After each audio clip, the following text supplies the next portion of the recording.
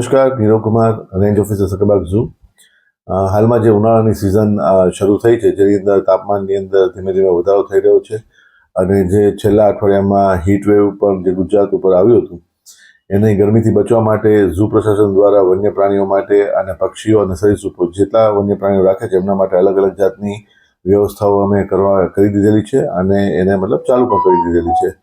જેમાં મોટા જે બિગ કેટ્સ છે બધા આપણી પાસે સિંહ, વાઘ, દીપડા છે. આ સિવાય જે કાર્નિવોર એનિમલમાં વુલ્ફ છે, આપણી પાસે શિયાળ છે, ઝરખ છે. તો આ બધા એનિમલ્સ માટે આપણે બર્ફની વ્યવસ્થા કરેલી છે કે જેના પાણીના પીવાના હોવો જોઈએ, એમાં આપણે બર્ફ નાખીએ છીએ. એમના નાઇટ શેલ્ટરમાં પણ આપણે એને બર્ફ નાખી દઈએ છીએ. આ સિવાય એમનું જે પીવાનું પાણી હોય છે એમાં ORS સપ્લિમેન્ટ એને આપણે આપીએ છીએ અને એમના જે ખોરાક છે એની અંદર પણ ડિહાઇડ્રેટ ના થાય એવા સપ્લિમેન્ટ્સના આપણે આપી રહ્યા છીએ. આ સિવાય જે પક્ષીઓ છે એમને બચવા માટે થઈને આપણે સ્પ્રિંકલરની વ્યવસ્થા કરેલી છે. આ સિવાય ગ્રીન નેટને આડશમાં આપેલી છે કે જેમાં ડાયરેક્ટ સનલાઇટ એના ઉપર એક્સપોઝ ના થાય, તો જેનાથી ડિહાઇડ્રેશનનો પ્રોબેબિલિટી છે એ ઘટી જાય. તો આવી રીતે પક્ષીઓને પણ આપણે એ રીતે ટ્રીટ કરીએ છીએ. આ સિવાય પક્ષીઓનો જે આહાર છે એની અંદર જેમાં પાણીનો કન્ટેન્ટ વધારે હોય એવા ફ્રૂટ્સ આપણે એને વધારે આપીએ છીએ કે જેના લીધે પક્ષીઓ છે એમાં ડિહાઇડ્રેશન ના થઈ શકે. આ સિવાય પક્ષીઓમાં પણ આપણે ORS સપ્લિમેન્ટ આપીએ છીએ. જે સરીસૃપો છે એમને ડાયરેક્ટ હીટ એક્સપોઝર ના થાય એટલા માટે એમના પણ એન્ક્લોઝર્સને આપણે હાફલી કવર કર્યા છે કે જેમાં એમને શેડો આવે તો ઠંડક મળી શકે અને એમના શરીરનું તાપમાન છે એ મેન્ટેન થઈ શકે.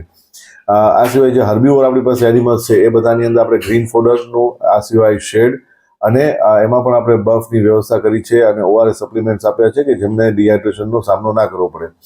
આ સિવાય જે ઝૂની આપણી વેટરનરી અને પેરાવેટની ટીમ છે એ સતત એમનું હેલ્થનું મોનિટરિંગ કરતી રહે છે. દિવસમાં 2 વાર એમનું હેલ્થ મોનિટરિંગ મોર્નિંગ અને ઇવનિંગમાં કરીએ છીએ કે જેથી આપણને ખ્યાલ આવે કે એનિમલ ડિહાઇડ્રેટ થઈ રહ્યું હોય તો એમને તુરંત જ વેટરનરી કેર આપી શકાય. આ સિવાય આપણી પાસે CCTV સજ્જ આખી સિસ્ટમ છે કે જેમાં પણ આપણે કન્ટિન્યુઅસલી વન્ય પ્રાણીઓ છે એમનું મોનિટરિંગ કરતા રહીએ છીએ અને કોઈને પણ જો હીટ સ્ટ્રોક કે કશું લાગે તો તુરંત જ એને સારવાર આપી શકાય. પરંતુ આજ સુધી એવો કોઈ કેસ આપણે ત્યાં નોંધાયો નથી અને તમામ વન્ય પ્રાણીઓ છે એમને જે આપણે અલગ અલગ વ્યવસ્થા કરી છે એનાથી એમને પૂરતી ઠંડક મળી રહે છે. આ સિવાય આપણા જે તમામ એન્ક્લોઝર્સ છે એની અંદર આપણે સ્પ્રિંકલરની વ્યવસ્થા કરી છે કે સ્પ્રિંકલરથી ધીમે ધીમે પાણી પડતું રહે અને વાતાવરણમાં ઠંડક થઈ શકે. આખું જે ઝૂ છે આપણું એની અંદર નેચરલી આપણે જે ટ્રી કેનોપીસ છે એ જે ઝાડ વાવે છે એ બધા એટલા સારી રીતે છે કે જેનાથી ઝૂનો ઓલમોસ્ટ 80% એરિયા એ ટ્રી કેનોપીથી કવર થાય છે. તો ઝાડની નીચે પણ જનરલી 2-5 ડિગ્રી જેટલી ઠંડક મળી રહેતી હોય છે. આ સિવાય જે આપણા વિઝિટર્સ આવે છે એમને પણ હીટ સ્ટ્રોક ના લાગી જાય એમના માટે આપણે પૂરતા પાણીના પરબોની, એમાં ઠંડુ પાણી એમને મળી રહે એના માટે કુલર્સ અને RO વોટર પ્લાન્ટની સુવિધાઓ આપણે રાખેલી છે.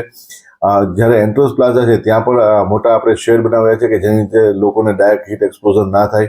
અને આ સિવાય ભવિષ્યની અંદર આપણે જે આપણા વિઝિટર્સ આવે છે એમના માટે જગા ઉપર કે જ્યાં ટ્રીની કેનોપી થોડી ઓછી છે એ જગા ઉપર આપણે પણ ત્યાં ફોગર અને સ્પ્રિંકલર લગાવવાના છે કે જેનાથી એમને વાતાવરણની અંદર જ્યાં ફરતા હોય ખુલ્લામાં ત્યાં પણ ઠંડક મળી શકે.